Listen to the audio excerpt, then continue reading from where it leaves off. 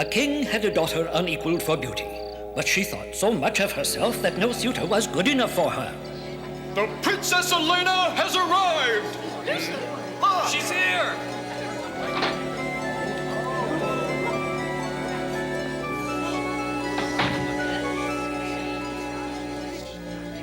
Well, well, my dear daughter Elena has arrived at last. Many fine kings have come to ask for your hand in marriage. Surely you will find one of them acceptable. They are superior gentlemen, one and all. You may choose one to live happily ever after with. Oh, Father, really? You don't mean to tell me these are the cream of the crop? Eh?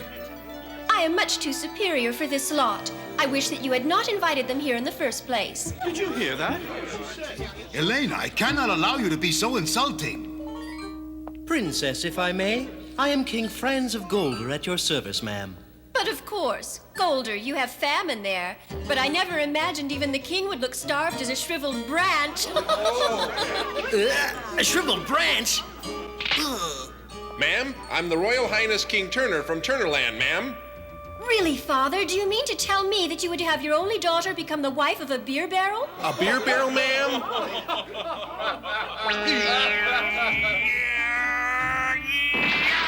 Elena, your behavior is very embarrassing. If my behavior is so embarrassing, perhaps you'd better send them all away. They're all impossible, you see.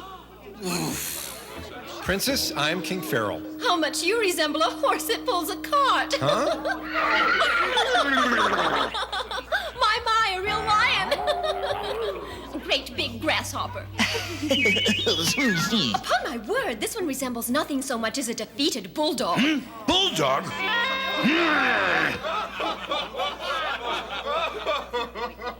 This has gone far enough.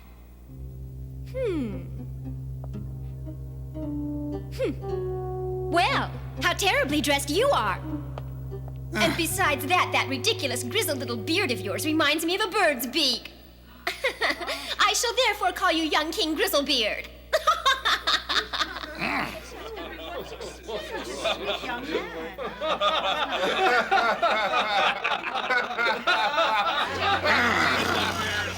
I have heard all that I intend to hear, daughter. Are you truly unable to judge people by anything other than their appearance? Nothing but their looks, their fortunes, the size of their kingdoms? From now on, I shall no longer tolerate your superior attitude and impossible vanity. Listen to me. Out of the suitors who next come to this castle, I am going to make the one with the lowest status your husband. Do you understand? The next one to come to the castle. But Father... Father, wait!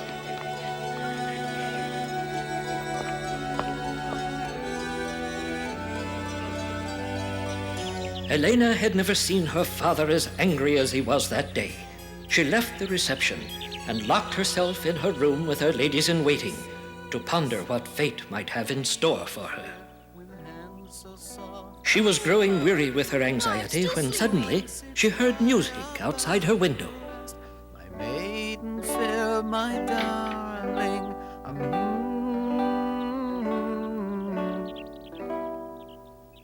Pretty princess, would you let a poor musician sing to you?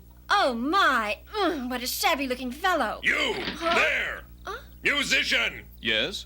The king has called for you! Glory be the king! Oh, it mustn't be. It's impossible.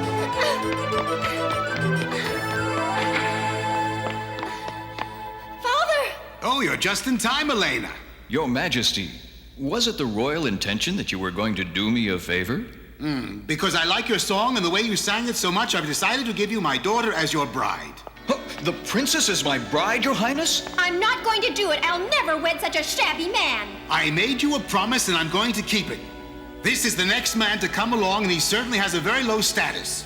No, I can't believe you're doing this to me. Please, Father. Since you are now the musician's wife, it is your duty to be with your husband. You can no longer stay here in the castle. You must now begin your new life. I hope you will be very happy. Father! Oh! And so Elena and the musician were married. They prepared to leave for the musician's home, but not until he had sold all of Elena's possessions. Well, we've certainly got a problem. It was all I could manage just to stay alive myself. Would you mind telling me where you've parked your carriage? If I were rich enough to have a carriage, food wouldn't be any problem. What do you think your legs are for, anyway? I'll thank beg you not to talk to me in that manner. Use that money you got from selling my dress to hire a carriage. I shall wait right here until then. But you are my wife. You must come along. Oh, please do not come near me. Huh? I'll sit on this rock and wait. If you would like.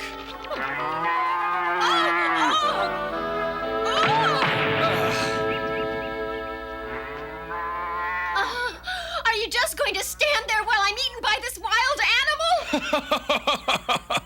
Next time you'll listen when I tell you to keep walking. What a perfectly beautiful forest. I wonder who owns it. Would you happen to know? This all belongs to a king called Grizzlebeard. He owns this land as far as the eye can see. It would have been yours had you married into his family. This splendid forest belongs to King Grizzlebeard, the one who is dressed so terribly? I don't believe it.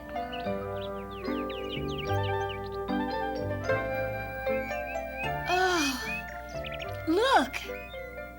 What about these beautiful golden fields of wheat? Who do they belong to, musician? It all belongs to the king as far as the eye can see. That's King Grizzlebeard's family castle right over there. And a marvelous castle it is.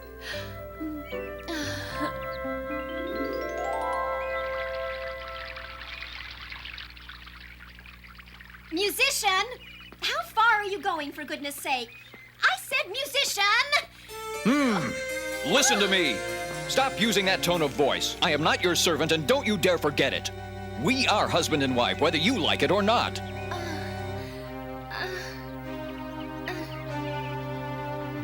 That's my modest cottage right over there. You see it? Modest is hardly the word. Oh, I cannot believe that you would actually ask a princess to live in such a tiny, rundown cottage. Be quiet. From now on, the only thing that you are a princess of is my home, young lady. And this is it. Please remember that a man's home is his castle. Enter.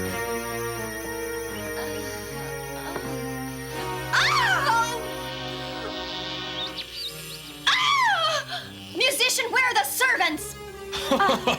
There are no servants here, wife. From this day forward, anything at all that you want done, you are just going to have to do yourself. Your first duty is to light the fire and prepare me something to eat. I will not. You cook. I'm leaving. I forgot to tell you, there's a ferocious wolf out there. But if you're not afraid of wolves, just go ahead and leave.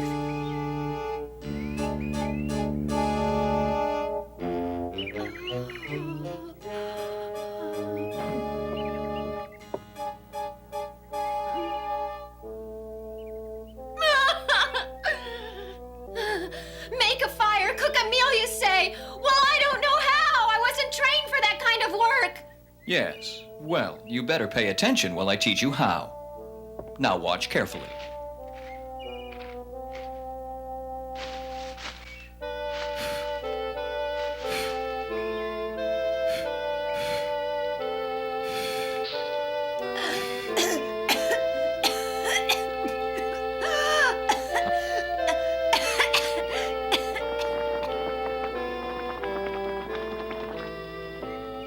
Why are you wasting time standing there watching the fire? While the food's cooking, start weaving a basket. Me weave a basket? Why in the world would I ever weave a basket? Simple. The baskets you weave, we sell in town. From those sales, we earn money. And with that money, we are able to eat. If you don't work, you can't eat. Watch. Here's how it's done.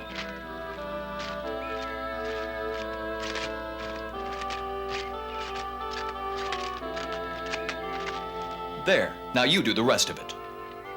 I have some business to do in town, so you continue while I'm gone. And remember, only those who work get food to eat. Work.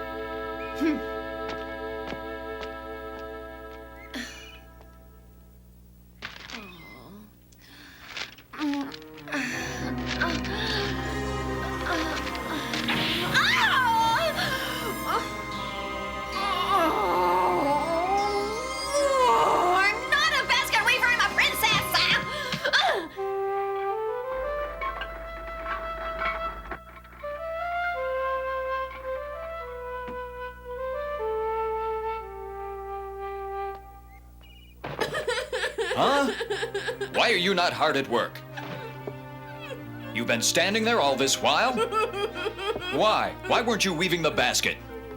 And the fire's gone out, and the food is only half cooked. Surely you can't be that helpless. I'm unable to work with my hands. That means you are unable to eat. It's my business whether I eat or not. If you don't eat, you'll starve. Better that I should starve than live in such misery. That is a very foolish attitude.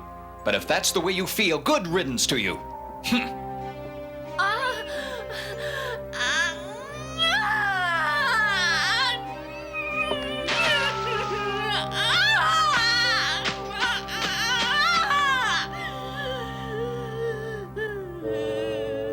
Please don't cry. I didn't mean what I said. I went out and bought some pottery with the money I got from selling your dress. You can go to the market tomorrow and sell it. You don't have to do anything but sit there. Musician, if I go and sit in that market, I'll meet someone from my father's kingdom. I know there are many who would laugh at the sight and think it hilarious. I can't do it. I just can't be made fun of. Then we're back to basket weaving.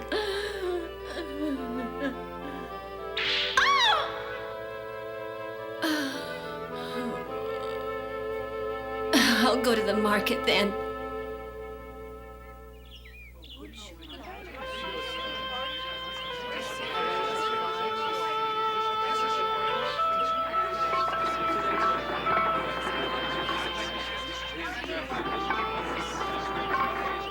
Is there any way that I can help you? I'll make room for you. You can set up shop next to mine. Many people pass this way. You'll sell your wares easily. We help each other.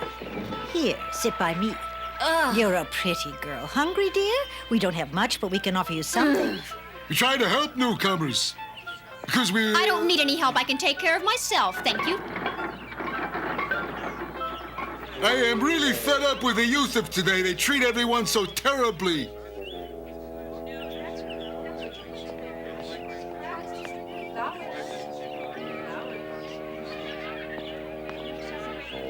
I'll never be able to sell anything.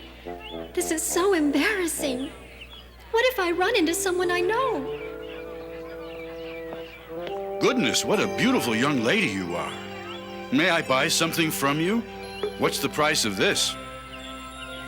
I don't know. Well, how about this? Will this pay for it? Well, maybe I could dig a little deeper down. Here. I'm most grateful. My pleasure. Dear, what a truly beautiful young girl you are. I'll buy that small plate from you. Yes. Miss, I'll buy that expensive-looking vase. I'm amazed. I'd sure like to buy that large blue plate. How much is this? I'll take these. I'll take this. I'm so pleased to be of service. Thank you. Take the money. Thank you. This is what I want. Oh, my. It's so easy. Everyone wants to buy from me because I'm a beautiful princess. How nice to have your best qualities recognized. That awful musician is going to get a big surprise.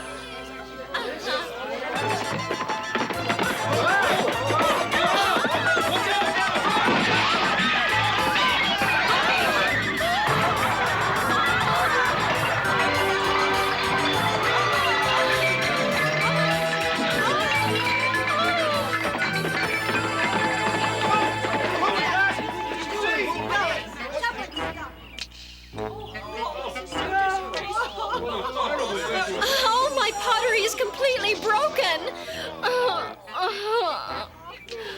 That man on horseback was a monster.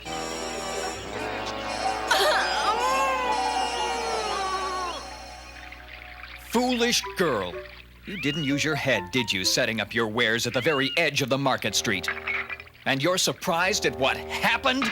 But I'm not the one whom you should blame. It was that soldier. It's always someone else.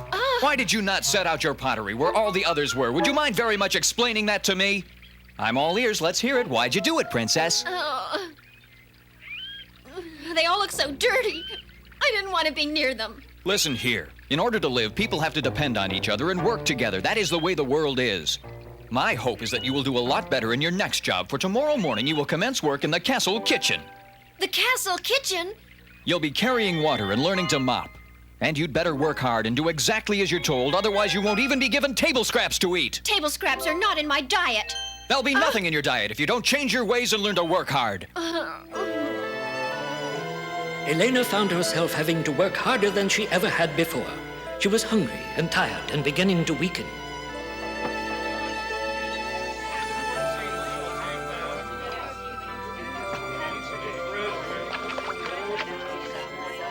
Oh, what do you think you're doing? If you want to eat, you have to work properly. I know it must be hard for you to have to work all day, but everyone's the same. She fainted. Fainted? What is it, eh? What's the matter, child? Pull yourself together. Poor little thing.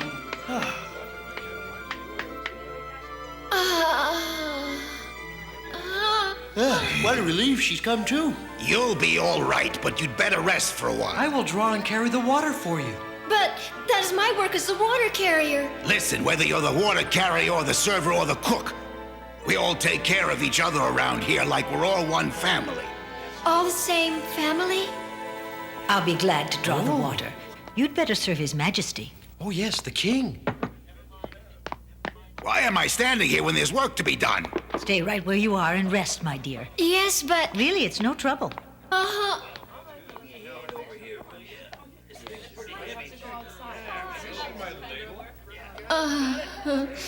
I'm so grateful. Thank you all.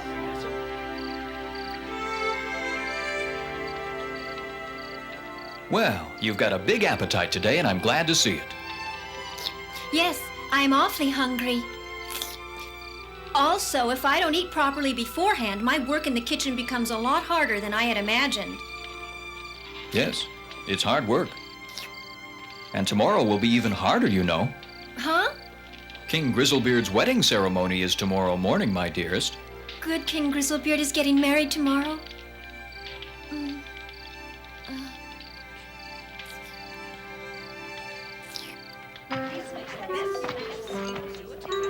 Well, you're quite full of energy, aren't you? Promise that you'll work hard for me because we're especially busy today. Yes, sir. Come and clean the upstairs hole. It needs a good mopping. All right.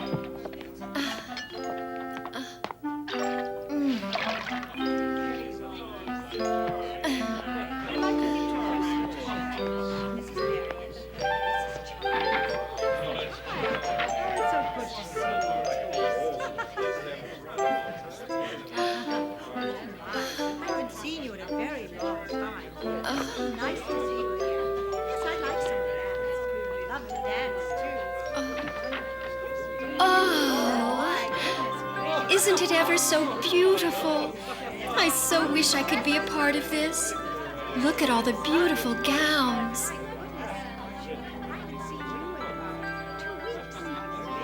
That's my life as it was, not anymore.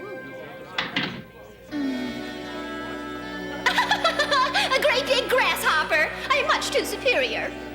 How amusing. Oh, look, your grizzled beard reminds me of a bird's beak. It was my foolish pride that brought me to this lowly state. I've gotten what I deserved, but at least I've learned how to earn my keep with hard work.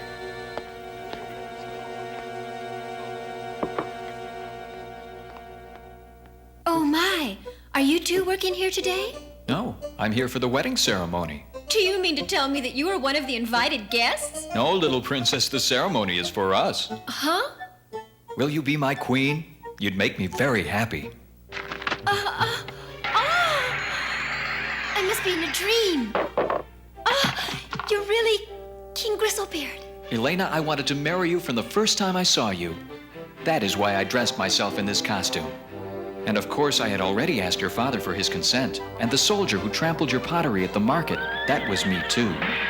Oh my goodness. I did it all on purpose, hoping it would open your eyes to the foolishness of your pride. How well you succeeded. I am so very ashamed of my past. It is clear to me now that I am not good enough to be the wife of such a worthy king. Because of your experience, you have indeed become a better person. Let's forget the past. And now, let the joyous celebration of our royal wedding begin.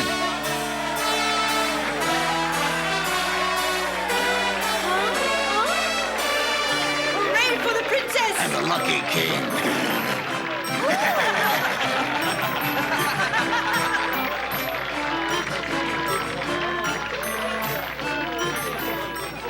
Will you give me your hand in marriage, Elena?